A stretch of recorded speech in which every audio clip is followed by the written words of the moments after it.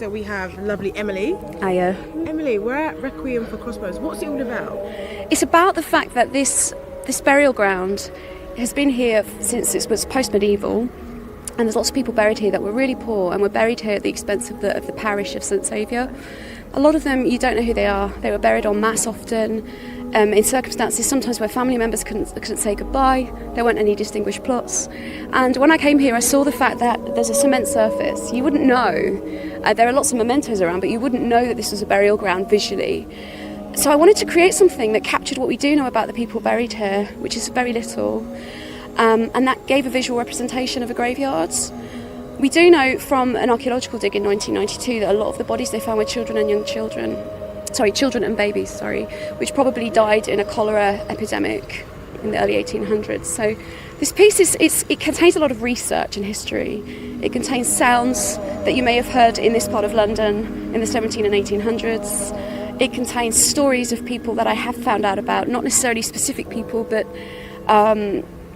stories about a couple that we found in research, which we think exist, a couple of people. There are stories about children. There are nursery rhymes that would have sounded like they did then, which, like London Bridge, for example, the way you hear it at the beginning of the piece, you wouldn't recognise it. But songs change through history like Chinese whispers.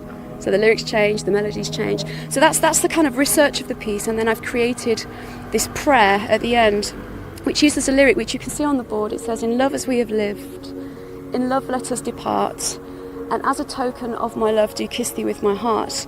And that little poem was published in a broadside ballad, which were these really cheap penny, I think they were penny, lyric sheets that you could buy locally all along Bankside.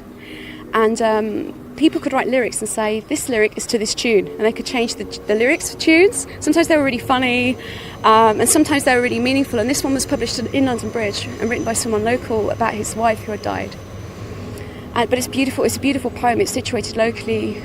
So I really like this prayer, which I think of it as a prayer. But it's interesting because I do lots of pieces in graveyards, but I'm not religious. I'm an atheist. But there's just something about graveyards that I'm always really drawn to. They're beautiful. I think they're beautiful, peaceful places that we can reflect, and they make us realise the fragility of life. And the thing about this graveyard is people were buried in this way. It feels disrespectful. So I wanted to create something that honoured them, and when people walk around these crosses and stand in front of them to hear the sound that comes out of them, it's almost like they're standing there paying respects. And that's why I did a piece that was interactive, where you can't hear the music usually unless you're standing in front of it, or the wind's blowing and making it go, or so yeah. Wow. And last question, how did you come up with the idea of having the music and then having the boards, and how did you come up with that idea? I've seen a few stones, one's got believe in yourself. Like, how did you actually those stones over there and the shrines are actually created by the Friends of Crossbones, who look after this site and volunteers and keep the garden beautiful, and their shrines that have been created in the community.